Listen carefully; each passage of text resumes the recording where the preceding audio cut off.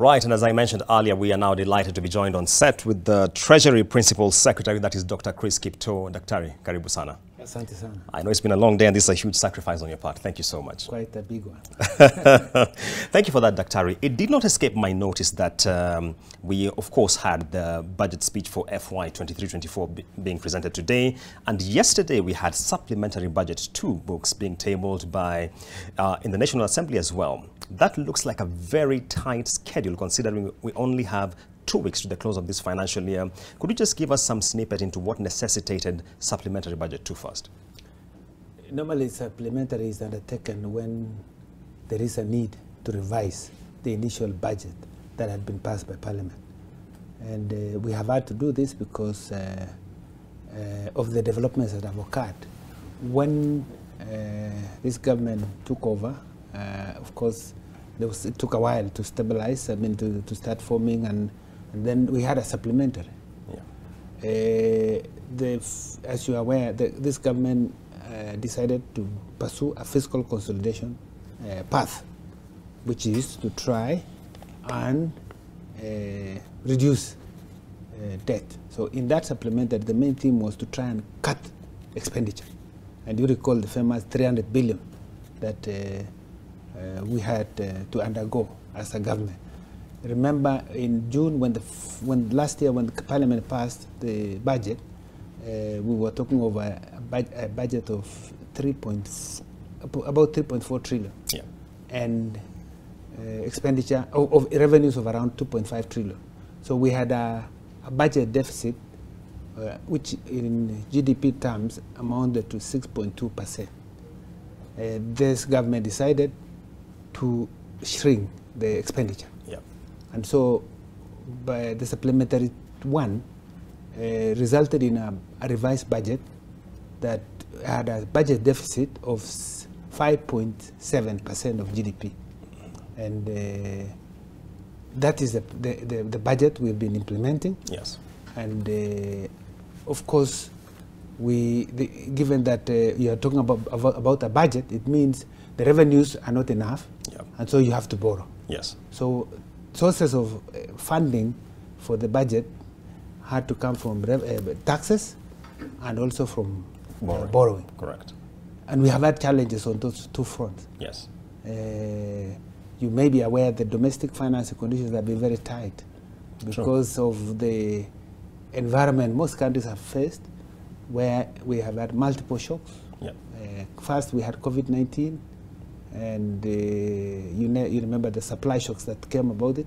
And before we could settle, we had the Ukraine war in Eastern Europe that even made the situation worse because it led to increase in prices of key commodities, yeah, like petroleum, food prices, fertilizer, edible oil, and many others. Okay. That made prices to go up, and the response by countries to deal with that inflationary pressure is to tighten monetary policy. And tightening monetary policy means increasing interest rates. Correct. And many countries have had to do that. And because of that situation, many currencies have weakened, yes, against the US dollar, including ours. Yes. And so there has been a bit of money is not coming into Kenya but getting out, just like many other countries into the US. So we had from the budget deficit that of 5.7, we needed to borrow to fund our budget about $828 billion. I mean, billion shillings. Shillings, yes. And out of that, we had a target of 438 to borrow domestically, and the balance to borrow externally. Yes. Now we have done well on the external front. We were able to get the monies we targeted through syndicated. We also got the money from World Bank, which we had put, DPO, which just came recently. Yes. And the IMF. We can say, and the IMF and all that. So we have done well 100% on the external. Yeah. On the domestic, we struggled. Yes. It was really a challenge because in fact, every revenue we got, we had to pay maturities which were coming. Okay. In fact, I was doing calculations in the last 5 months. All the revenues we have collected, 6.7 shillings, 6 shillings and 70 cents have had to go to pay debt. Correct. Because of maturing debt. So, and this has forced us to postpone expenditures. However, we have done well. Okay. The last performance you may have seen is that because we came up with an attractive bond, yes, infrastructure bond, we got we were looking for 60 massive billion. Subscription. We got 213 billion, which we have taken. So again, we have done 100% on that front, yeah, which means we are going to, even as we go to supplementary, yes, which we did this supplementary because we are anticipating a possibility, because there are timelines when you are doing supplementary. So even as we are in Parliament, we'll still have to look at the numbers given the latest performance. Okay. Then KRA has not been performing well because I think by end of May we were doing about 163 billion shillings behind, yes, schedule. And we have this June target of we need about 228 billion. And I think today I was checking, we have done up to 35%. Okay. And overall, because now we have been paying, especially with the monies that came from World Bank and others, when we pay is when KRA collects. Yes. Because majority of the customers of government is a big spender. Yeah. So when we pay, that is where we collect also the taxes. And so we expect a push, a final push before end of the year, okay, a pickup such that we may end up with not 100% performance, but I think it will be a final good push.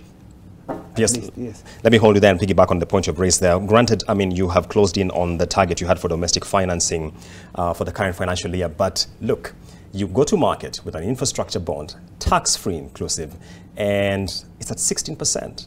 And you saw the warning that came from the central bank, the outgoing governor at least, who said in the next financial year targeting 522 billion. We don't think this domestic market has the capacity to actually meet that target.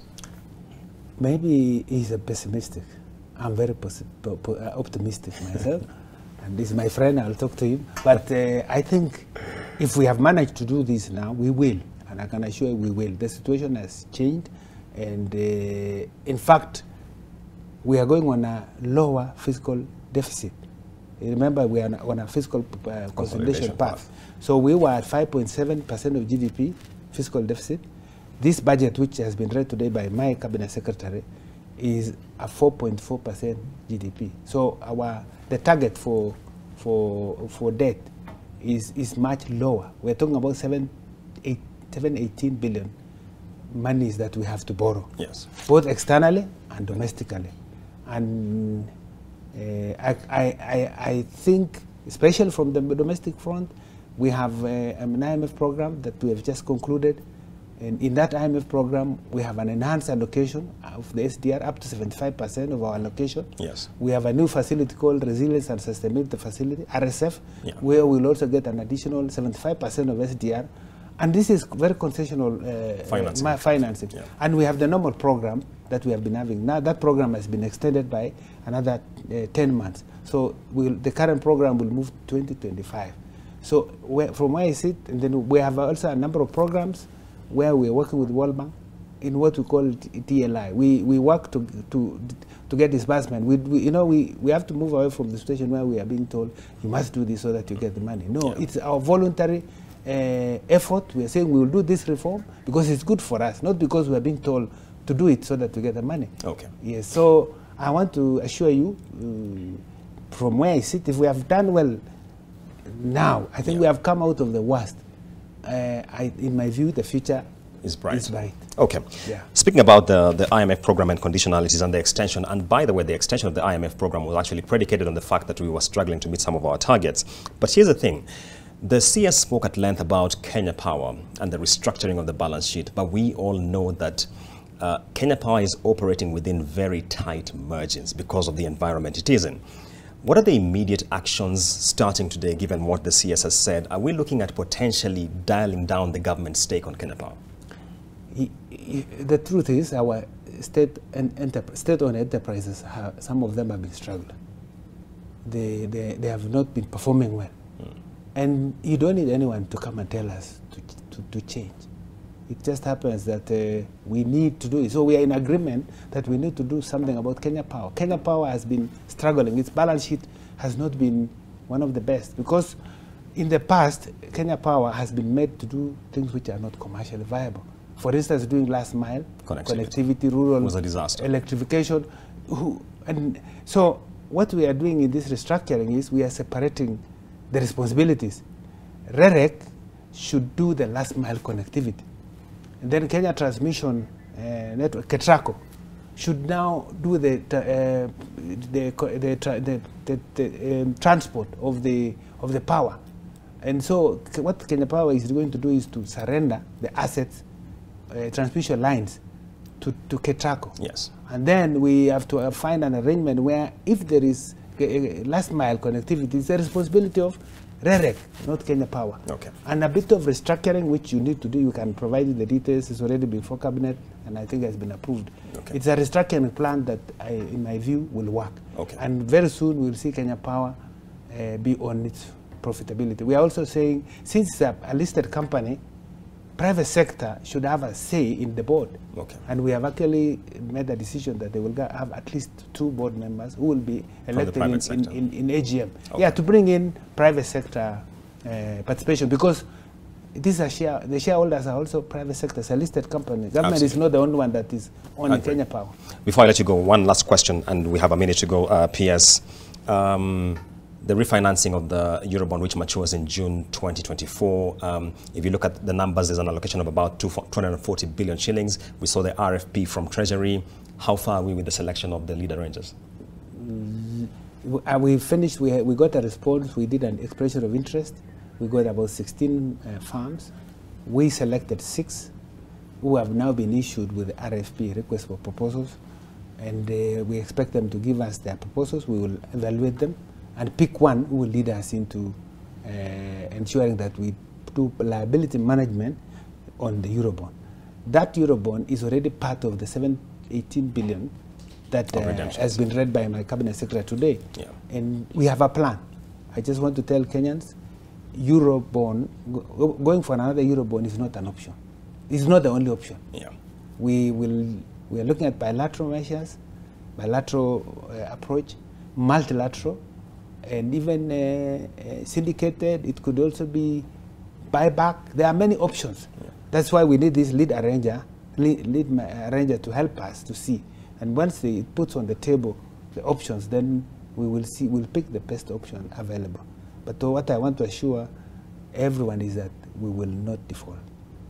We have to do everything possible to make sure that we meet our obligations as and when they fall due. Thank you. Because it is not the best thing for our country to default in its debt.